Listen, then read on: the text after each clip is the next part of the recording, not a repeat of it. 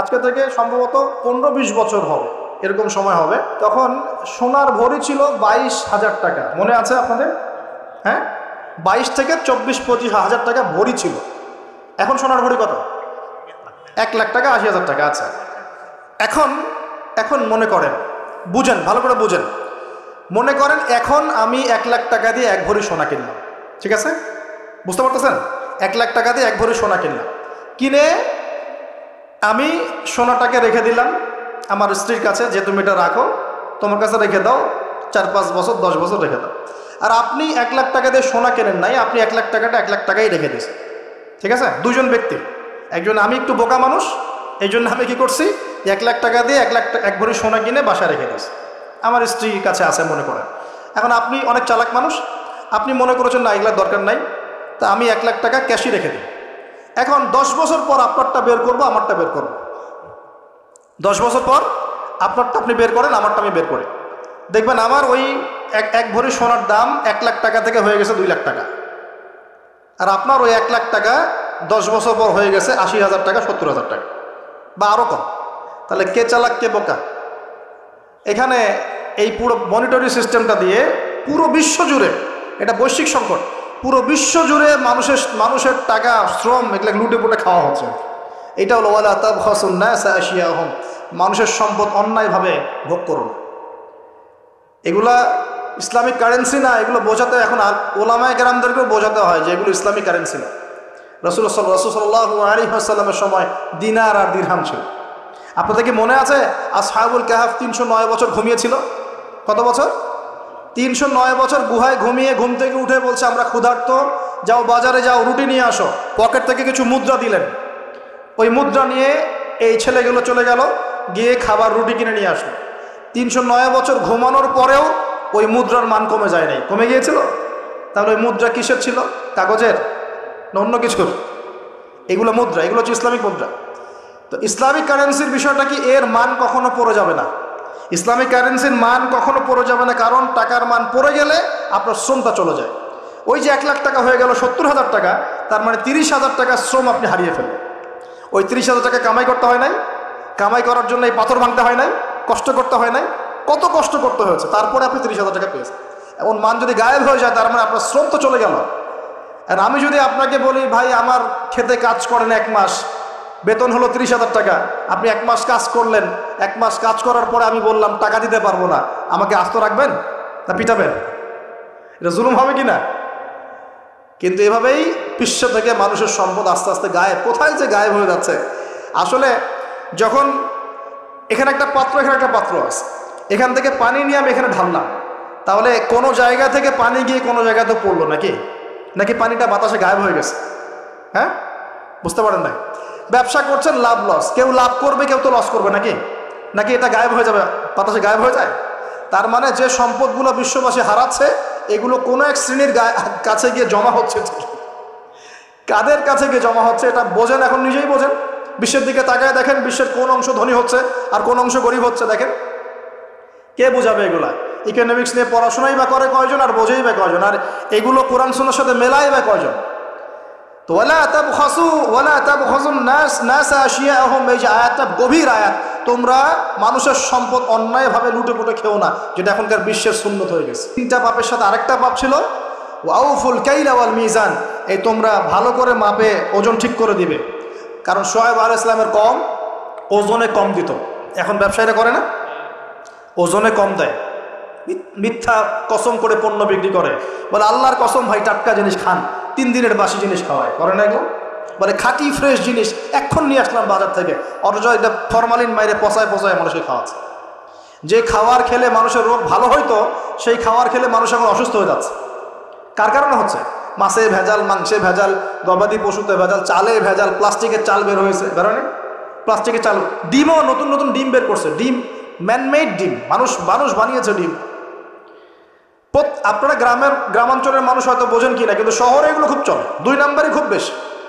কোনটা খাঁটি কোনটা ভেজাল আপনি খুঁজতে মনে হবে যে মৌমাছির মতো খুঁজতে হচ্ছে। রুট লেভেল থেকে খাবার নিয়ে আসতে হয়, একদম রুট লেভেল থেকে, না হলে বিশ্বাসই হয় না যে খাবারটা খাঁটি না ভেজাল। মাংসে ভেজাল, মাছে ভেজাল, আপনার চালে ভেজাল, ডালে ভেজাল, সবখানে ভেজাল। এই ভেজালগুলো কারা করতেছে? মুসলিমরা না অমুসলিমরা? আস্তাগফিরুল্লাহ। দেখছেন? আর একটা হাদিস স্পষ্ট, সবাই বলে কিনা জানি না, হাদিসটা আমি বলি। সেটা হলো নবী সাল্লাল্লাহু আলাইহি ওয়াসাল্লাম বলেছেন, যখন কোনো কওমের মানুষরা এরকম আমানতের খেয়ানত করা শুরু করে, প্রতারণা করা শুরু করে, মাপে কম দেওয়া শুরু করে, মিথ্যা কসম করে পণ্য বিক্রি করা শুরু করে, আল্লাহ পাক ওই কওমের উপরে আল্লাহর গজব, দুর্ভিক্ষ নাযিল করে। তো দুর্ভিক্ষ আমার উপর আসবে না তো কার উপর আসবে? একটা বিষয় খুব অবাক হচ্ছিলাম যে যারা একটু ইসলাম প্র্যাকটিস করার চেষ্টা করছে ওদের ওখানে ভূমিকম্প কেন? ভূমিকম্প তো আমার উপর হওয়ার কথা ছিল, কারণ আমরা তো দুনিয়ার পাপে লিপ্ত আছি। জেনা, ব্যভিচার, পরকিয়া, পতিতালয়, আল্লাহর সাথে কুফুরি, শিরক, মাপে কম দেওয়া, সুবহানাল্লাহ, এগুলো চলছে না আমাদের সমাজে। তাহলে আযাব পাওয়ার যোগ্য কি আমরা হই নাই? আমরা কি আযাব পাওয়ার যোগ্য হই নাই? আল্লাহ ছাড় দেন, ছাড়বেন না কিন্তু। যদি আমরা সতর্ক হয়ে ফিরে না আসি, আল্লাহ পাক ছাড়বেন না কিন্তু, মনে রাখি। আল্লাহ পাক আমাদের সবাইকে শিক্ষা নেওয়ার তৌফিক দান করুন। এখানে শুআয়ব আলাইহিস সালামের কওমের 4টা অপরাধ আমি বলেছি। এক, শিরক। আমার সাথে বলেন। একটা হলো শিরক, যেটা আমি ব্যাখ্যা করে দিলাম, 3 ভাগে হয়, কথায় হয়, কাজে হয়, চিন্তায় হয়। 2 নাম্বার কুফর, যেটা মানে আল্লাহর বিধানকে অস্বীকার করা। 3 নাম্বার হচ্ছে মাপে কম দেয়া, যেটা আমরা এখন অহরহ দিচ্ছি, ভেজাল, পণ্যে ভেজাল, ব্যবসায়ীরা সতর্ক হয়ে যান। আর 4 নাম্বার হচ্ছে কি? মানুষের সম্পদ অন্যায়ভাবে লুটে পুটে খাওয়া। এই যে দুর্নীতি, সুদ, ঘুষ, এগুলোর মধ্য দিয়ে আমরা সবার সম্পদ লুটে পুটে খাচ্ছি। এই 4টা পাপ করতো বলে আল্লাহ পাক কি করেছেন শোনেন। এই 4টা পাপ করতো বলে আল্লাহ রাব্বুল আলামিন কোরআনে, এই আল কোরআনুল কারীমে 4 বার এই আয়াত নাযিল করেছেন। কতবার? 4 বার। মিলও আছে, 4টা পাপ 4 বার আয়াত আল্লাহ পাক নাযিল করেছেন। যে ফাকাযযাবুহু, তারা শুআয়বের কওম শুআয়বকে অস্বীকার করলো। ফাকাযযাবুহু ফাআখাযাতহুমুর রাজফাতু ফাসবাহু ফি দারিহিম জাথিমিন। এই যে 4টা পাপ করতে থাকলো, আর শুআয়ব তাদেরকে দাওয়াত দিল আলাইহিস সালাম, তারা শুআয়বকে অস্বীকার করলো, তখন তাদেরকে পেয়ে বসলো আমার পক্ষ থেকে প্রচন্ড একটা ভূমিকম্প। বলেন নাউজুবিল্লাহ। পৃথিবীর ইতিহাসে সর্বপ্রথম এই কওমে শুআয়ব, এই যে কওমে মাদিয়ান, শুআয়ব আলাইহিস সালামের কওম, এই কওমকে ভূমিকম্প দিয়ে ধ্বংস করা হয়েছে। পৃথিবীর ইতিহাসে প্রথম কোন কওমকে ধ্বংস করা হয়েছে ভূমিকম্প দিয়ে? শুআয়ব আলাইহিস সালামের কওম, কওমে মাদিয়ানকে। কিভাবে? আল্লাহ পাক মেঘ দিয়েছেন, কালো মেঘ। তারা মনে করেছে খুব বৃষ্টি হবে, তারা সবাই এক জায়গায় জড়ো হয়েছে। তার আগে প্রায় 40 দিন পর্যন্ত বৃষ্টি নাই, খুব খরা, ফসল ফলছে না, দুর্ভিক্ষ হচ্ছে। যে মাপে কম দিলে দুর্ভিক্ষ হয়, দুর্ভিক্ষ হচ্ছে, কোনো ফসল ফলে না। তখন একদিন আল্লাহ পাক দিলেন কি? এই যে কালো মেঘ। সবাই মনে করলো হ্যাঁ এখন এবার বৃষ্টি হবে, এবার বৃষ্টি হবে, সবাই চলো, খুশি, সবাই খুব খুব উৎফুল্ল, সবাই মিলে জড়ো হলো একটা জায়গায় যেখানে কালো মেঘ জমেছিল। আল্লাহ পাক ওই পুরো জায়গাটাকে ভূমিকম্প দিয়ে ধসিয়ে দিল মাটির মধ্যে। সর্বপ্রথম আল্লাহ পাক ভূমিকম্প দিয়ে ধ্বংস করলেন শুআয়ব আলাইহিস সালামের কওমকে 4টা অপরাধের কারণে। 1, তারা শিরকের পাপে লিপ্ত ছিল। 2, তারা কুফুরির পাপে লিপ্ত ছিল। 3, তারা মাপে কম দিত। আর 4, তারা অন্যের সম্পদ অন্যায়ভাবে গ্রাস করে আত্মসাৎ করে। এই 4টা পাপ আমাদের মধ্যে আছে কিনা ভাই? আছে কিনা? এখন নবী সাল্লাল্লাহু আলাইহি ওয়াসাল্লাম আমাদেরকে সতর্ক করছেন, হে আমার উম্মত, তোমাদেরকে আল্লাহ মাফ করে দিবেন তোমরা যদি শিরকের পাপ না করো, কুফরি না করো, খালি লা ইলাহা ইল্লাল্লাহ মন থেকে পড়লে আল্লাহ মাফ করে দিবে ইনশাআল্লাহ। 5 ওয়াক্ত নামাজ ঠিক করে পড়ো, যাকাত দাও, রমজানের সওম রাখো, আমিরের আনুগত্য করো, একে অপরের প্রতি মহব্বত রাখো, ইনশাআল্লাহ আল্লাহ তোমাদেরকে মাফ করে দিবেন। কিন্তু তিনি সতর্ক করলেন। নবী সাল্লাল্লাহু আলাইহি ওয়াসাল্লাম বললেন, বাইনা ইয়াদাইস সাআহ। এইবার এই হাদিসগুলো একটু ভালো করে শোনেন, আস্তে আস্তে আমি শেষ করছি। নবী সাল্লাল্লাহু আলাইহি ওয়াসাল্লাম বললেন, বাইনা ইয়াদাইস সাআহ, কিয়ামতের আগে আগে, কিয়ামতের আগে আগে আসবে মুতানুন শাদীদ, বড় বড় দুটো মহামারী। বড় বড় মহামারী তো বুঝি আমরা, অসংখ্য মানুষ মারা যাবে, এরকম মহামারী আসবে। তারপর বাদাহু, এই মহামারীর পরে আসবে সানাওয়াতু জালাজিল, জালজালা বা ভূমিকম্পের বছরগুলো। জালজালা বা ভূমিকম্পের বছরগুলো, বছর নয়, বছরগুলো, মানে বছর ধরে সিরিজ ভূমিকম্প হবে বিশ্বের মধ্যে। বলেন নাউজুবিল্লাহ। এই পর্যন্ত কি পৃথিবীতে কখনো সিরিজ ভূমিকম্প হয়েছে বছরের পর বছর ধরে? এখনো হয়েছে কি? হয়নি। আর হাদিসগুলো মেলাবেন। নবীজি বলছেন বাইনা ইয়াদাইস সাআহ, কিয়ামতের আগে আগে মুতানুন শাদীদ, মহামারী ছড়াবে, প্রচণ্ড বড় মহামারী। পৃথিবীতে যত মহামারী হয়েছে এগুলোর ইতিহাস ঘাটলে দেখা যাবে না কোন মহামারী কত বড় ছিল। সাম্প্রতিক মহামারী অনেক বড় ছিল। সাম্প্রতিক যে মহামারী চলে গেল, এটা পৃথিবীর অন্যতম বড় একটা মহামারী। আমি বলতে পারবো না যে এটাই সেই মহামারী যার কথা নবীজি বলছেন হাদিসে, এমনটা আমি বলতে পারবো না, কেউই বলতে পারবে না, কিন্তু হতেও তো পারে, পারে না? হতে পারে। তবে নবীজি স্পষ্ট বলছেন বা'দাহু, মহামারীর পরে আসবে সানাওয়াতু জালাজিল, জালজালার বছরগুলো, সিরিজ ভূমিকম্প হবে বছর জুড়ে। বলি নাউজুবিল্লাহ। কেন হবে? নবীজি বলছেন লা তাকুমুস সাআ, কিয়ামত হবে না হাত্তা ইউকবাদাল ইলম, যতক্ষণ পর্যন্ত না জ্ঞান উঠে যায়। এখন জ্ঞান উঠে যাচ্ছে না? কোরআন সুন্নাহর জ্ঞানকে মানুষ পরোয়াই করে না। মানুষ এখন বস্তুবাদী জ্ঞানকে বেশি প্রাধান্য দেয়। কোরআন সুন্নাহর জ্ঞানকে খুব কম মানুষই প্রাধান্য দিচ্ছে। বেশিরভাগ মানুষ বস্তুবাদী শিক্ষাকে প্রাধান্য দেয়। ইউকবাদুল ইলম, জ্ঞানকে কবজ করে নেওয়া হবে। নবীজি বলছেন এরপর কি হবে? ওয়া তাকসুরা জালাজিল, বেশি বেশি ভূমিকম্প হবে। ওয়া ইয়াতাকারাবুজ জামান, সময় সংক্ষিপ্ত হয়ে আসবে। এখানে অ্যামেজিং বিষয় হচ্ছে কি, প্রত্যেক ভূমিকম্পের সাথে সময় একটু একটু করে সংক্ষিপ্ত হয়। এটা রিসার্চ, সায়েন্সের। কিভাবে? পৃথিবীর ভিতরে একটা জায়গা আছে যেটা উত্তপ্ত, লাভা, এখানে লাভা আছে। কারণ পৃথিবীর ভিতরটা কিন্তু গরম। উপরেরটা আমরা যদিও দেখি এরকম শিলা, পাহাড় ইত্যাদি, পৃথিবীর ভিতরে কিন্তু আছে লাভা, যেটা সবাই মোটামুটি জানেন। এর ভিতরে একটা জায়গা আছে, ইনার কোর বলে জায়গাটাকে, একদম ভিতরে। তো এখনকার সাম্প্রতিক গবেষণা বলছে যে ভূমিকম্পগুলোর প্রভাবে, পৃথিবীতে যত ভূমিকম্প হয়েছে এর প্রভাবে ইনার কোর আগে যেদিকে ঘুরতো এখন উল্টা দিকে ঘোরা শুরু করেছে। নাউজুবিল্লাহ। মনে রাখবেন কিয়ামতের অন্যতম আলামত কিন্তু সূর্য পশ্চিম দিক থেকে উঠবে, আর সময় সংক্ষিপ্ত হয়ে আসবে। নবীজি বলেছেন যে একটা বছর চলে যাবে একটা মাসের মতো, একটা মাস চলে যাবে একটা সপ্তাহের মতো, একটা সপ্তাহ যাবে একটা দিনের মতো, একটা দিন যাবে কেমন, নবী এটাও বলেছেন। নবীজি বলছেন একটা দিন যাবে একটা ঘন্টার মতো। মানে ঘন্টা মানে কি, যে ম্যাচের কাঠি জ্বালাতে যতক্ষণ সময় লাগে এতটুকু সময়ের মধ্যে মিনিট চলে যাবে। কিভাবে হবে এটা আল্লাহ ভালো জানে। আবার দাজ্জালের হাদিসেও আছে, দাজ্জাল যখন বিশ্বে শাসন করা শুরু করবে তখন 40 দিন সে বিশ্বকে শাসন করবে। কতদিন? 40 দিন, যার প্রথম দিনটা হবে 1 বছরের সমান লম্বা। প্রথম দিন কত বছর? 1 বছর সমান লম্বা। কে জানে পৃথিবীর গতি থেমে যাবে কিনা, থেমে যেতেও পারে। আপনাদেরকে নিউজ দেয়, চায়নাকে নাম তো শুনেছেন? চায়না একটা বাঁধ নির্মাণ করেছে, কৃত্রিম বাঁধ। ওর দেশে একটা কৃত্রিম বাঁধ নির্মাণ করেছে। এটা এত শক্তিশালী বাঁধ, ওখানে এত রড, সিমেন্ট আর এই ম্যাটেরিয়ালস ইউজ করা হয়েছে, যেটা এই পাকিস্তান, তারপরে ইন্দোনেশিয়া, হ্যাঁ, বাংলাদেশ, এই যে দেশগুলো আছে, এই পুরো দেশটাকে, এই পুরো দেশের একটা বড় অংশকে এই কংক্রিটের নিচে ঢেকে ফেলা সম্ভব। এত বেশি কংক্রিট ইউজ করা হয়েছে। চায়না ইউজ করেছে, ওরা ইউজ করেছে, এবং বিশাল একটা পানির ফ্লো তারা সৃষ্টি করেছে, কৃত্রিম। এটা কিন্তু ম্যানমেড। তো আমি গতকাল রিসার্চ করতে গিয়ে দেখলাম যে তারা বলছে এই বাঁধটা নির্মাণ করার কারণে পৃথিবীর আহ্নিক গতির মধ্যে একটা পরিবর্তন চলে আসছে। মানুষের হাতের কামাই দেখেন। আর এখানে কিন্তু দাজ্জালের হাদিস এটাও বলা হচ্ছে যে পৃথিবীর প্রথম দিনটা, দাজ্জালের প্রথম দিনটা হবে 1 বছরের সমান লম্বা। কে জানে, হয়তো বা এমন কিছু হবে মহাবিশ্বে যে পৃথিবীর আহ্নিক গতিটার মধ্যে কোনো পরিবর্তন হবে, ঘূর্ণনে কোনো পরিবর্তন দেখা দিবে, হয়তো বা, আল্লাহ ভালো জানে। তো আমি বিশ্বাস করি এটা হবে, কিন্তু আমি বলি না কারণে যে মানুষ বলবে যে আপনি এত স্পেসিফিকলি কেমন করে বলতে পারেন। আমার বিশ্বাস যেরকম কিছু একটা হবে, মহাবিশ্বে এমন কিছু একটা হবে যাতে এই পৃথিবীর গতির মধ্যে একটা পরিবর্তন আসবে। না হলে দাজ্জালের একদিন কেমন করে 1 বছরের সমান হতে পারে? সাহাবীরা প্রশ্ন করলেন, ইয়া রাসূলুল্লাহ, আমরা তখন নামাজ কেমন করে পড়বো? নবীজি বললেন, অনুমান করে পড়ে নিবে, তোমরা এস্টিমেট করে করে অনুমান করে পড়ে নিবে যে কতটুকু সময় পর পর ওয়াক্ত হচ্ছে। তার মানে সাহাবীরা নামাজে তখনও সচেতন ছিলেন। তারপর দেখেন, ইয়াতাকারাবু জামান, নবী যেটাও বলছেন দাজ্জালের দ্বিতীয় দিনটা হবে এক মাসের সমান, আর তৃতীয় দিনটা হবে 1 সপ্তাহের সমান। বাকি দিনগুলো হবে তোমাদের দিনের মতোই। এটা হবে, বিশ্ববাসী দেখবে এগুলা। বিশ্বের সামনে ভয়ঙ্কর কিছু ঘটনা ঘটা এখনো বাকি আছে।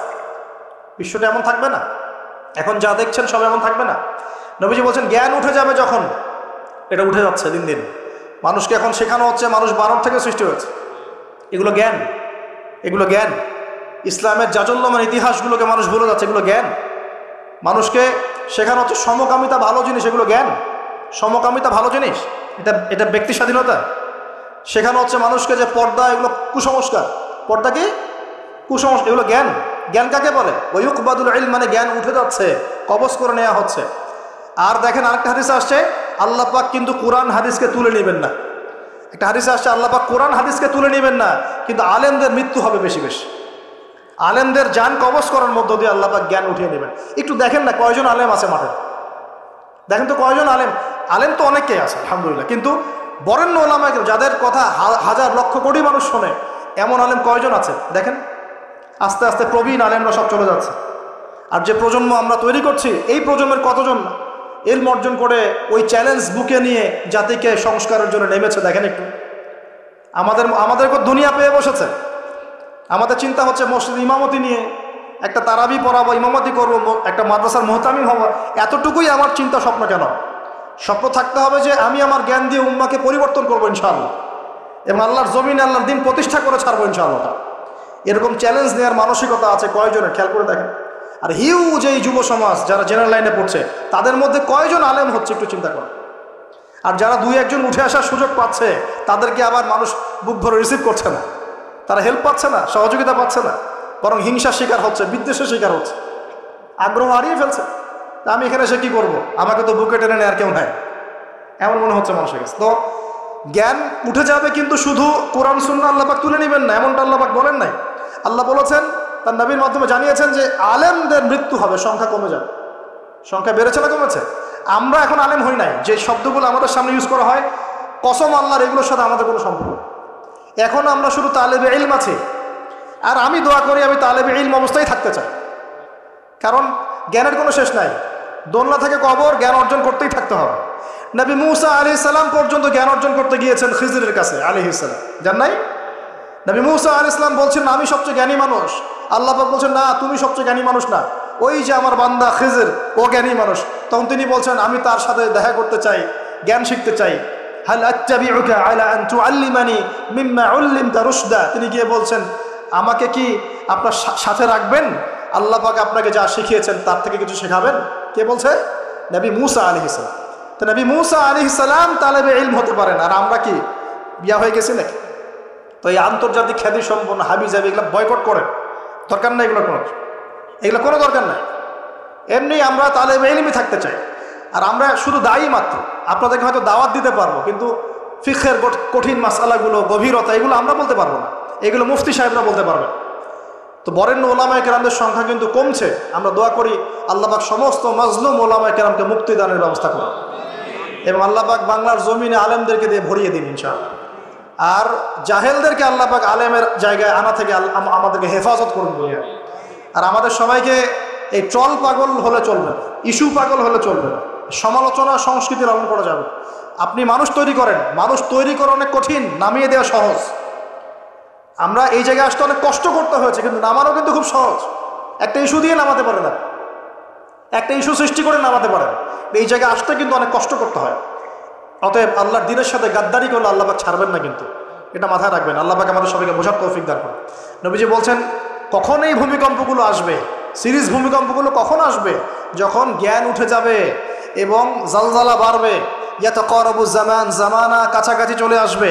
আরও বলছেন নবীজি যে তোমাদের মাল সম্পদ বৃদ্ধি পাবে, ফায়াফিদু, এবং মাল সম্পদ উপচে পড়বে তোমাদের। দিন দিন দেখছেন না যে যার স্যান্ডেল কেনার টাকা ছিল না, সে এখন উঁচু উঁচু বিল্ডিং তৈরি করতেছে, দেখেন না? এটাই তো নবী সাল্লাল্লাহু আলাইহি ওয়াসাল্লাম হাদিস জিবরিলে কি বলেছেন? ওয়ান তারাল হুফাতাল উরাতাল আলাতা রিয়া আশ-শাইয়া ইয়াতাতাওয়ালুনা ফিল বুনিয়ান। নবীজি বলছেন কিয়ামতের অন্যতম নিদর্শন হচ্ছে সমাজের নগ্ন পদের খালি গায়ের রাখাল শ্রেণীর মানুষ উঁচু উঁচু বিল্ডিং নির্মাণের প্রতিযোগিতা করবে। এমনটা হচ্ছে না? সম্পদ বাড়ছে মানুষের, এটাও একটা কিয়ামতের সাইন। নবীজি আরও বলছেন ওয়াজাহরাতিল কায়নাত ওয়াল মুগান্নিয়াত, এবং বেশি বেশি বাদ্যযন্ত্র এবং নায়িকা নর্তকী, এগুলো সংখ্যা বাড়তে থাকে। বাড়ছে না এগুলো বাড়ছে। এই সময়ে নবী সাল্লাল্লাহু আলাইহি ওয়াসাল্লাম বলছেন যে এই জালজালাগুলো আসতে থাকবে। এটা একটা হাদিস। একটাতে আসছে যে নবী সাল্লাল্লাহু আলাইহি ওয়াসাল্লাম বলছেন লা ইয়াশরাবান্না নাস মিন হাযিহিল উম্মাহ আল খামর, আমার উম্মতের মধ্যে কিছু মানুষ মাদকদ্রব্য পান করবে, সবাই না, কিছু মানুষ মাদকদ্রব্য পান করবে। ওয়া ইউসাম্মুনাহা বিগাইরি ইসমিহা, এবং সেই মাদকের নাম তারা পরিবর্তন করে খাবে। খাচ্ছে না মানুষ এখন? মদকে মদ বলছে না। এই যে তোমরা টাইগার খাও কেন, স্পিড খাও কেন, এগুলোর মধ্যে অ্যালকোহল নাই? দিব্যি বাচ্চাদেরকে এগুলো খাওয়াচ্ছে অনেকে, দেখা যায় আপনারা কি পাগল হয়ে গেছেন নাকি? এগুলোর মধ্যে এমন ক্ষতিকর উপাদান আছে যেগুলো দিয়ে মানুষের কিডনি ড্যামেজ হয়ে যায়। দিব্যি রোজার মাসে রমজান রোজা খুলেই একেবারে সিগারেট হাতে নিয়ে একদম এগুলো খাওয়া শুরু করবে। এগুলোর মধ্যে মাদকদ্রব্য আছে। যে পানীয়র মধ্যে যার্রা পরিমাণ মাদকদ্রব্য থাকবে সেটাও মাদক, মনে রাখবেন। স্মোক করো, স্মোকটাকে অনেকে মাদক মনে করে না, তাই না? স্মোকিংটাকে অনেকে মাদক মনে করে না, মনে করে মাকরু মনে হয়। মাকরু মানে কি? মাকরু মানে কি ভালো? মাকরু মানে কি? মাকরু মানে কি? কোরআনে সূরা বানু ইসরাইল খুলে দেখেন, বড় বড় কিছু পাপের কথা মেনশন করে আল্লাহ পাক বলছেন এই পাপগুলো ছেড়ে দাও, এই পাপগুলো আল্লাহর কাছে মাকরু, এই পাপগুলো আল্লাহর কাছে অপছন্দের পাপ। এটা কি মাকরু মানে কি জায়েজ করে নেওয়া? সিগারেট খাওয়া বন্ধ করেন, ওয়াদা করেন আমার সাথে যে আজকে থেকে কোনোদিন সিগারেটে হাত দিবেন ইনশাআল্লাহ। কোনো প্রকার এইসব টাইগার মাইগার স্পিড খাবেন না, এসব ভালো জিনিস না। ভালো কিছু খান না, ভালো কিছু খান। আর অনেকে দেখা যায় যে জর্দা খাওয়া শুরু করেছে। কেন? এটা কি সুন্নত নাকি? কি দরকার আছে ভাই? এতটুকু খাইলে হয়তো নেশা হয় না, বুঝলাম। এতগুলো জর্দা একবারে খান দেখি, খাওয়া যাবে? খামরের মূলনীতি কি? যার বেশি খেলে নেশা হয় তার অল্প খাওয়া হারাম। মনে করেন এখানে যতটুকু পানি আছে এতটুকু খেলে, এতটুকু মাদক খেলে কারো নেশা হচ্ছে না, কিন্তু এতটুকু খেলে নেশা হচ্ছে। তার মানে কি এতটুকু খাওয়া জায়েজ, এতটুকু খাওয়া হারাম, নাকি পুরোটাই হারাম? এটা বোঝার জন্য কি মুফতি হওয়ার দরকার আছে? আপনি বুঝতে পারছেন। অতএব এই যাবতীয় মাদক দ্রব্য থেকে দূরে থাকতে হবে, না হলে ভূমিকম্প আসবে। কিন্তু ভূমিকম্প আসবে। আর মাদক দ্রব্য নিয়ন্ত্রণ অধিদপ্তর দিয়ে শুধু মাদক নিয়ন্ত্রণ করা যাবে না। মানুষের ঈমান আকীদার পরিবর্তন দরকার। মানুষের মধ্যে আল্লাহর ভীতি জাগ্রত করতে হবে, তাহলে মানুষ অটোমেটিক মাদক ছেড়ে দিবে ইনশাআল্লাহ। আমরা কি যুবক ভাইদের কাছে ওয়াদা নিতে পারি ইনশাআল্লাহু তাআলা জীবনেও কোনোদিন মাদক খাবো না, জীবনে কোনোদিনও মাদকের ধার কাছে যাবো না ইনশাআল্লাহ। আল্লাহ পাক সাক্ষী থাকুন, আল্লাহ কবুল করুন, আমিন। প্রিয় ভাইয়েরা, এটা নবীজি বলছেন লা ইয়াশরাবান্নান নাস মিন হাযিহিল উম্মতি খামরুন, আমার উম্মতের কিছু মানুষ খামর মাদক পান করবে, ওয়া ইউসাম্মুনাহা বিগায়রি ইসমিহা, এর নাম রাখবে ভিন্ন, অন্য নামে ডাকবে, মাদক বলে ডাকবে না। ইউযাফু আলা রুউসিহিমুল মাআযিফ, মাআযিফ মানে হচ্ছে বাদ্যযন্ত্র। মাআযিফ মানে কি? বাদ্যযন্ত্র। এখন বলেন তো মাথার কাছে বাদ্যযন্ত্র থাকবে মানে কি? কি বুঝলেন? কে বলেছে? ইয়ারফোন, ব্লুটুথ, এই যে আপনি যে মাথায় কানে দিয়ে রাখছেন, মাথায় আছে না? দেখেন নবী সাল্লাল্লাহু আলাইহি ওয়াসাল্লাম কতদিন আগে, 1400 বছর আগে এই হাদিস বলে গেছেন যে ওই সময় আমার উম্মতের একটা অংশ এরকম করে হেডফোন দিয়ে মাথা দিয়ে গান শুনবে, কানের ভিতরে গান মিউজিক চলছে না? ওয়াল মুগান্নিয়াত, এবং তারা গায়িকা নায়িকা নর্তকী নাচায় না মানুষ? শহরগুলোতে গিয়ে দেখেন খালি গায়িকা নর্তকীর, শহরে যাওয়া লাগে, ফেসবুক ইউটিউব ঢুকলেই তো দেখা যায় সবখানেই নাচতে আছে আর কি। কারণ সমাজের একটা বড় ক্ষতি হচ্ছে এদের কারণে, সমাজের একটা বিশাল ক্ষতি হচ্ছে বেপর্দা মেয়ের কারণে। বহু দিনদার পরেশগার যুবক পর্যন্ত ঈমান হারাচ্ছে এদের কারণে। আর বাসায় তো এদের বাপ নাই মনে হয়, বাপ নাই, ভাই নাই, স্বামী নাই, কেউই নাই, এদেরকে বোঝানোর কেউ নাই। অনেক দিনদার ছেলে পর্যন্ত এদের ফিতনায় দিন হারিয়ে ফেলছে। আর এখন কিছু কিছু ওয়াইজ বের হয়েছে, প্রেম বিশেষজ্ঞ, মানে বসে বসে প্রেমের আলাপ করতে পারলে বাঁচে। আর এগুলো নিয়ে ট্রল করতে করতে ভাইরাল সব ইউটিউব, ফেসবুক, চুলকি সুরসুরি আলাপ করতে ভালো লাগে। এখানে এই হারাম সম্পর্কের ভিত্তি ঘুরাই দিতে হবে। আমি বারবার বলি তোমাদেরকে যে একটা হালাল রিজিকের সোর্স তৈরি করো, তাড়াতাড়ি বিয়ে করে ফেলো। বিয়ে ছাড়া যৌন চাহিদা, লজ্জাস্থানের হেফাজত, এগুলো করার কোনো বিকল্প কোনো পথ নাই, যে পথগুলো দেখা যায় এগুলো হতাশা আরও বাড়াই দিবে। কি আমাদের আলামতের হাদিসগুলো টুকটাক কিছু গবেষণা করেছে। শেষ জামানার এমন হাদিস আসছে যে মানুষ একসময় গরু ছাগলের সাথে জেনা করা শুরু করে। এই সময়টা কিন্তু আসতেছে সামনে দেখে। এক সময় ছিল মানুষ কি করতো জানেন? পরকিয়া করতো, বউ আছে বাসায়, অন্যের সাথে সম্পর্ক করতো। তারপর দেখা গেল যে প্রেম করে, চুপি চুপি প্রেম করে। আগে ওই সময় চুপচুপ করে চিঠি দিত যে কেউ জেনে না যায়। আস্তে আস্তে সবাই একটু উন্মুক্ত হয়ে গেল। এখন প্রেম করাটা ফ্যাশন হয়ে গেল। আমার 10টা গার্লফ্রেন্ড, আমার 5টা, আমার 2টা, তুই কজনের সাথে করছিস, আমি 5 জনের সাথে, তুই কজনের সাথে, আমি 2 জনের সাথে, ফ্যাশন হয়ে গেছে, এখন ওপেন। তারপরে আস্তে আস্তে কি হলো দেখেন, ধর্ষণ বাড়তে থাকলো। এই যুগটা এখন চলে যাচ্ছে, ধর্ষণ তো অ্যাভেলেবেল এখন হচ্ছেই। তারপরে এখন একটা যুগ আসলো, ছোট ছোট বাচ্চা মেয়েদেরকে এখন ধর্ষণ করা হচ্ছে, ছোট ছোট বাচ্চা মেয়েকে। এই যুগও এক সময় চলে যাবে। তারপরে আসবে এমন যুগ দেখবেন খালি ছেলের সাথে মেয়ের সাথে। এটাও কিন্তু চলে আসছে, ছেলের সাথে জেনা করতেছে না, মেয়ের সাথেও জেনা করতেছে এখন। এরপর কি হবে? নবীজি হাদিসে বলেছেন, এরপর মানুষ ওই গরু ছাগল গবাদি পশুর সাথে জেনা করা শুরু করে। এই খবরও পাবেন, দেখে নিয়েন, আমি বললাম এই খবরও পাবেন যে মানুষ গবাদি পশুর সাথে জেনা করেছে। তোমরা একটু ঘাটাঘাটি করে দেখো আমার কথাটা মেলে কিনা, ইন্টারনেট ঘাটাঘাটি করে দেখো যে এই কথাটা মেলে কিনা। মানুষ গবাদি পশু প্রাণীর সাথেও জেনা করবে। নবীজি এগুলো কথা বলে গেছেন। ওদেরকে নিয়ে অনেক কিছু বলার আছে আমার, ইনশাল্লাহ আমি কালকে লেকচার দিব মেয়েদেরকে নিয়ে ইনশাল্লাহ। একটা মহিলা সমাবেশ আছে ওখানে। তো যেটা বলছিলাম প্রিয় ভাইরা, এই পাপগুলোর কারণে কিন্তু আল্লাহর শাস্তি নেমে আসে। খমর এক নাম্বার ছিল শিরক, তারপর কুফর, মাপে কম দেয়া, অন্যের সম্পদ আত্মসাৎ করা, মাদকদ্রব্য সেবন করা, এই যে গান বাজনা বাদ্যযন্ত্র নর্তকী নাচানো, এগুলোর কারণে কোন শাস্তি আসে ভাই বলেন? আল্লাহর পক্ষ থেকে জালজালা মানে ভূমিকম্প। জালজালা মানে কি? ভূমিকম্প। আর আসবে সিরিজ, মানে বছর জুড়ে চলবে এগুলা। আরেকটা হাদিস বলে শেষ করছিলাম। ও আচ্ছা, এর পরিণতিটা বলে নেই। নবীজি বলছেন ওয়াজআলুল্লাহু মিনহুমুল কিরাদাতা ওয়াল খানাজির, যারা এই কাজগুলো করবে, মানে মাদক খাবে, নাম চেঞ্জ করবে, যারা বাদ্যযন্ত্র নিয়ে রাত কাটাবে, যারা নর্তকী নাচাবে, আল্লাহ রাব্বুল আলামিন এদেরকে একদিন সকালবেলা বানর আর শুয়োর বানিয়ে দেবেন। আর ওয়ায়াকসিফুল্লাহু বিহিমুল আরদ, আল্লাহ পাক জমিন সহ ওদেরকে ধসিয়ে দিবেন। এই যে ভূমিধস। আরেকটা হাদিস আসছে তিরমিজির মধ্যে, 2211 নম্বর হাদিস। নবী সাল্লাল্লাহু আলাইহি ওয়াসাল্লাম বলেছেন, শেষ হাদিস মনোযোগ দিয়ে শোনেন। নবী সাল্লাল্লাহু আলাইহি ওয়াসাল্লাম বলেছেন ইযা তুখিযাল ফাইউদুলান, যখন দেখা যাবে যে গনিমতের মাল বা রাষ্ট্রীয় সম্পদ যেগুলো আছে, বুঝতে পারছেন, গনিমতের মাল রাষ্ট্রীয় সম্পদ, এগুলোকে মানুষ ব্যক্তিগত সম্পদ মনে করে খাওয়া শুরু করে। হয়েছে কি হয় নাই? কথা বলেন। এই সিচুয়েশন আসছে কি আসে নাই? একটা হাতি আসতে থাকে উপর থেকে, হাতি আস্তে আস্তে আস্তে আস্তে মাছি হয়ে যায়, হয় না? এটা হয় কি না? এটা শাস্তি সম্পর্কে আল্লাহ পাক অন্য জায়গায় বলেছেন এবং নবী হাদিসেও বলেছেন যে যা আত্মসাৎ করবে সেটা কিয়ামতের দিন তার ঘাড়ে চাপিয়ে দেওয়া হবে। মানুষ কাঁধের মধ্যে রিলিফের টিন নিয়ে বসে আছে, বহু মানুষ কাঁধের মধ্যে রিলিফের গম নিয়ে বসে আছে, বহু মানুষ কাঁধের মধ্যে দেখবেন যে বন্যার্তদের ত্রাণের যে কম্বল, এই যে ত্রাণের বিষয়গুলা কাঁধে নিয়ে বসে আছে, রাস্তার কন্ট্রাক্টরের টাকা পয়সা কাঁধে নিয়ে বসে আছে। বহু মানুষ এই কাজ করবে, এটা হবেই। নবীজি বলেছেন যে যা আত্মসাৎ করবে। নবীজি হাদিসে বলেছেন কেউ গরু নিয়ে থাকবে, গরু, কেউ ছাগল নিয়ে থাকবে, ছাগল। বিশ্বাস করছেন না? হাদিসে গরু ছাগল কথাই আসছে, যে কেউ দেখা যাবে গাদের মধ্যে গরু নিয়ে আছে, কেউ উট নিয়ে আছে, কেউ ছাগল নিয়ে আছে। করা হবে বলে আমানাতু মাগনামান, আমানতকে গনিমত মানে আমানত রাখা হয়েছে, ও খেয়ানত করে ফেলবে, লুটে পুটে খেয়ে ফেলবে। এটা হচ্ছে কি না?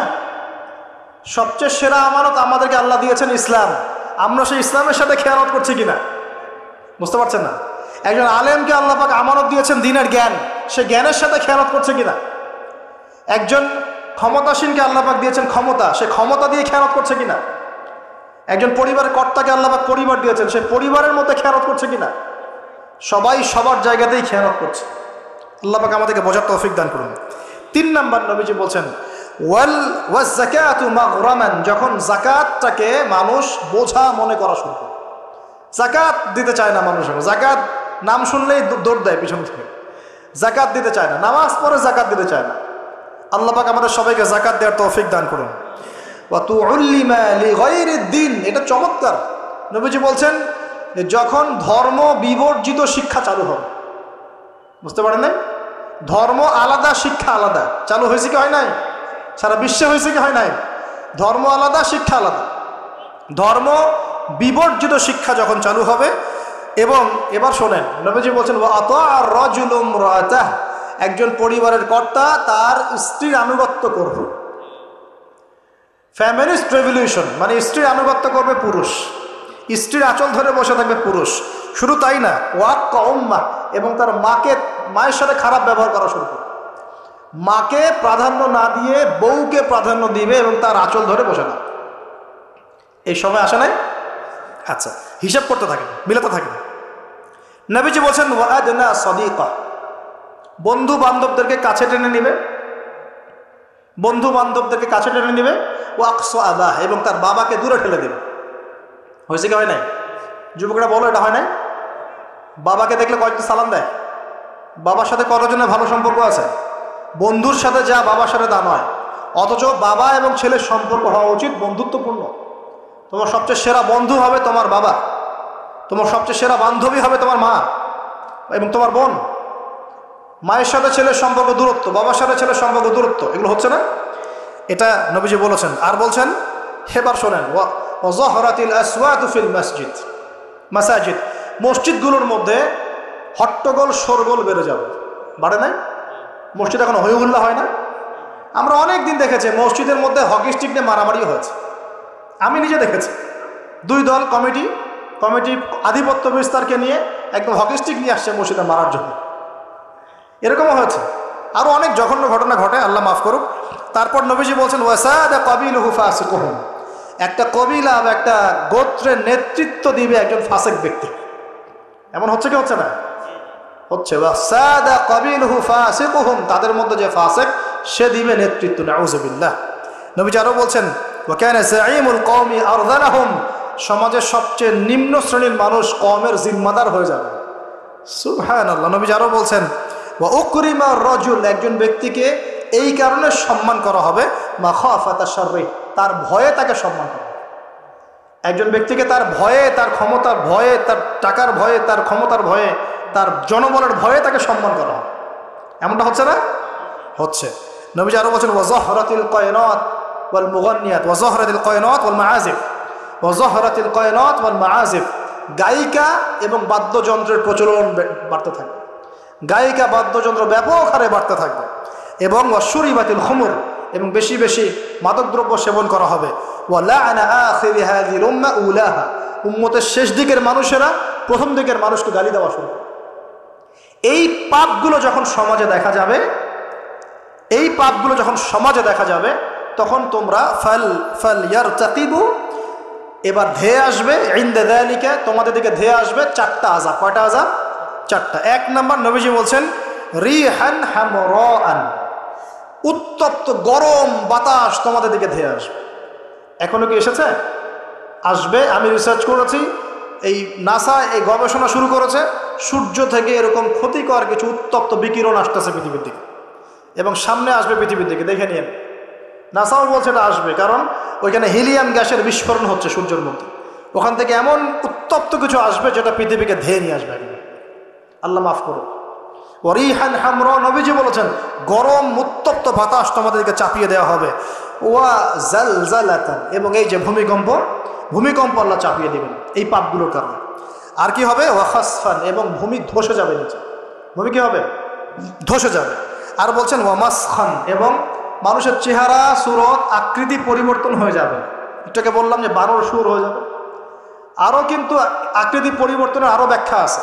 ছেলে এখন মেয়ে হয়ে যাচ্ছে, মেয়ে ছেলে হয়ে যাচ্ছে, দেখছেন না? খবরগুলো বাড়ছে না? এটাও মাসখান, মানে আকৃতি পরিবর্তন হয়ে যাচ্ছে। আরেকটা হচ্ছে ওয়াকাযফান, এবং আসমান থেকে আল্লাহ পাথরের বৃষ্টি বর্ষণ করবে। এই পাঁচটা শাস্তি তোমাদের কাছে ধেয়ে আসবে। কিভাবে? একটা তসবিহ দানা ছিঁড়ে দিলে যেভাবে টপ টপ করে সব পড়ে যায় পুঁথিগুলো, এত দ্রুত এই ফিতনাগুলো আসতে থাকবে। তাহলে ভাই কোন কোন পাপ শিখলাম? আজকের এই ছোট্ট আলোচনা আমরা শিখলাম যে শুআয়ব আলাইহিস সালামের কওমকে সর্বপ্রথম ধ্বংস করা হয়েছে ভূমিকম্প দিয়ে। যেই ভূমিকম্প আমরা এখন আমাদের সামনে দেখছি, এবং আশঙ্কা করা হচ্ছে বাংলাদেশের দিকেও বড় কোনো ভূমিকম্প, এটা আশঙ্কা করা হচ্ছে। এবং ভূমিকম্প প্রবণ এলাকাগুলোর মধ্যে সিলেটও আছে। আপনার সিলেট, চট্টগ্রাম, এই বার্মার এই রুট আছে, এদিকে রংপুর, ঢাকা তো এগুলো তো আছেই। এবং সবচেয়ে বেশি ক্ষতির মধ্যে পড়তে পারে ঢাকা শহর। আল্লাহ না করুক, আল্লাহ না করুক তো দোয়া করছে, কিন্তু পাপ তো ঠিকই করছে। আল্লাহ না করুক যদি এরকম 5 থেকে 6 মাত্রারও কোনো ভূমিকম্প হয়েছে যার উৎপত্তি স্থল বাংলাদেশের কাছাকাছি, তাহলে দেখবেন আল্লাহ না করুক লক্ষ লক্ষ মানুষ মারা যাবে। নাউযুবিল্লাহ। আল্লাহ আমাদেরকে হেফাজত করুক, আল্লাহ আমাদেরকে বাঁচাক। প্রিয় ভাইয়েরা, তবে আমরা শিখলাম শুআয়ব আলাইহিস সালামের কওম কোন কোন পাপ করেছিল যার কারণে এই আযাব আসছে। 1 নাম্বার, শিরকের পাপ করছে। কি পাপ বলেন? আমরা আল্লাহর কাছে তওবা করছি, আল্লাহ আমরা যত রকম শিরকের পাপে ছিলাম আল্লাহ তোমার কাছে তওবা করলাম, এবং আজীবন শিরক মুক্ত আমল নিয়ে চলবো ইনশাআল্লাহ। 2 নাম্বার, তারা কুফরি করতো, আমরা সমস্ত কুফরি থেকে আল্লাহর কাছে তওবা করছি, আল্লাহ আমাদেরকে কুফরি মুক্ত আমল করার তৌফিক দান করুন। 3 নাম্বার, তারা মাপে কম দিত। আমরা যারা ব্যবসা করব বা অর্থনৈতিক জীবন চালাবো, কোনোদিনও মাপে কম দেবো না ইনশাআল্লাহ। আল্লাহ আমাদেরকে হেফাজত করুন, বোঝার তৌফিক দান করুন। 4 নাম্বার, তারা পাপ করেছিল অন্যের সম্পদ অন্যায়ভাবে আত্মসাৎ করত, এই কাজটা আমরা করতে যাব না ইনশাআল্লাহ। আল্লাহ পাক আমাদেরকে হেফাজত করুন বলি আমিন। আর এই উম্মতে মুহাম্মাদিয়া আর কি কি কাজ করবে যার কারণে এই পাপ আসবে? এক নাম্বার হচ্ছে তারা কি করবে? রাষ্ট্রীয় গনিমতের মালগুলোকে নিজের করে ভোগ করা শুরু করবে। আল্লাহ আমাদেরকে এই দুর্নীতি থেকে বাঁচাক বলি আমি। আর কি করবে? তারা আমানত রাখা হলে লুটপাট করে খেয়ে ফেলবে। আল্লাহ পাক আমানতের খেয়ানত করা থেকে আমাদেরকে বাঁচাক। আর কি করবে? তারা জাকাতটাকে বার্ডেন মনে করবে, জাকাত দিতে চাবে না। আল্লাহ আমাদেরকে জাকাত দেওয়ার তৌফিক দান করবে। আর কি করবে? তারা ধর্ম বিবর্জিত জ্ঞান শিক্ষা করবে। আল্লাহ পাক আমাদেরকে ধর্মীয় জ্ঞান শেখার তৌফিক দান করবে। আর কি করবে? 5 নাম্বার, তারা এই বাড়ির পুরুষরা স্ত্রীদের আঁচল ধরে বসে থাকবে, মাকে কষ্ট দিবে। আল্লাহ পাক আমাদেরকে মায়ের হক আদায় করার তৌফিক দান করুন। আল্লাহ পাক সবার হক আদায় করার তৌফিক দান করুন, স্পেশালি মায়ের হক আদায় করার তৌফিক দান করুন। আর কি করবে? সে বন্ধু বান্ধবদেরকে কাছে টেনে নেবে, নিয়ে বাবার সাথে খারাপ ব্যবহার করা শুরু করবে। আল্লাহ পাক আমাদের সবাইকে পিতাদেরকে সম্মান করার তৌফিক দান করুন। আর কি করবে সে? বলেন আমার সাথে, ভুলে গেছেন? আর কি করবে? তারপরে সমাজের যে ব্যক্তি সবচেয়ে ফাসেক সে সমাজের নেতৃত্ব দিবে। আল্লাহ পাক এরকম ফাসেকদের নেতৃত্ব থেকে আমাদেরকে বাঁচাক। সমাজের সবচেয়ে নিম্ন শ্রেণীর মানুষ জিম্মাদার হয়ে যাবে সমাজের, এখান থেকে আল্লাহ পাক আমাদেরকে বাঁচাক। মানুষ সম্মান করবে, মানুষকে ভয় করে। আল্লাহ পাক মন থেকে সম্মান করার তৌফিক দান করবে এবং সম্মান পাওয়ার যোগ্য হওয়ার তৌফিক দান করবে। আর কি করবে? তারা মাদকদ্রব্য পান করা শুরু করবে। আল্লাহ পাক আমাদের সবাইকে মাদকদ্রব্য ছেড়ে দেওয়ার তৌফিক দান করবে। আর কি করবে? তারা মেয়ে নর্তকী নাচাবে, গায়িকা নর্তকী নাচাবে। এইসব গায়িকা নর্তকী থেকে আল্লাহ আমাদেরকে বাঁচাক। আর কি করবে? তারা কানের উপরে বাদ্যযন্ত্র প্লে করবে, মানে বাদ্যযন্ত্র নিয়ে সময় কাটাবে। আল্লাহ পাক আমাদেরকে সমস্ত বাদ্যযন্ত্র ত্যাগ করার তৌফিক দান করবে। এবং শেষ জামানার মানুষরা প্রথম জামানার মানুষকে অভিশাপ দিবে। আল্লাহ পাক আমাদেরকে সলফে সালেহিনের মতো মানুষ হওয়ার তৌফিক দান করবে। এবং সর্বশেষ যে বিষয়টা সেটা হলো যে মাদকদ্রব্য পান করে এর নাম রাখবে ভিন্ন। যখন এমন কাজ মানুষ করবে তখন ধেয়ে আসবে গরম বাতাসের আযাব, ভূমিকম্প, জালজালা, সিরিজ ভূমিকম্প, আরও ধেয়ে আসবে মহামারী, আরও ধেয়ে আসবে খসফুন, মানে একদম ধসে যাবে জমি, কদফান, আকাশ থেকে পাথর বর্ষণ, মাসখান এবং চেহারা বিকৃতি। আল্লাহ রাব্বুল আলামিন আমাদের সবাইকে আল্লাহ পাকে নিজ অনুগ্রহে মাফ করে দেন এবং এই ধরনের পাপ থেকে বেঁচে থাকার তৌফিক দান করেন। যে পাপগুলো করলে আল্লাহর আযাব নেমে আসে, এই পাপগুলো থেকে আল্লাহ আমাদের সবাইকে হেফাজত করেন বলি আমিন। আকুলু কওলি হাযা আস্তাগফিরুল্লাহ লি ওয়া লাকুম ওয়া লিসাইরিল মুসলিমিন। বারাকাল্লাহু লানা ওয়া লাকুম বিল আয়াতিল হাকীম ইন্নাহু তাআলা জাওয়াদুল কারীম।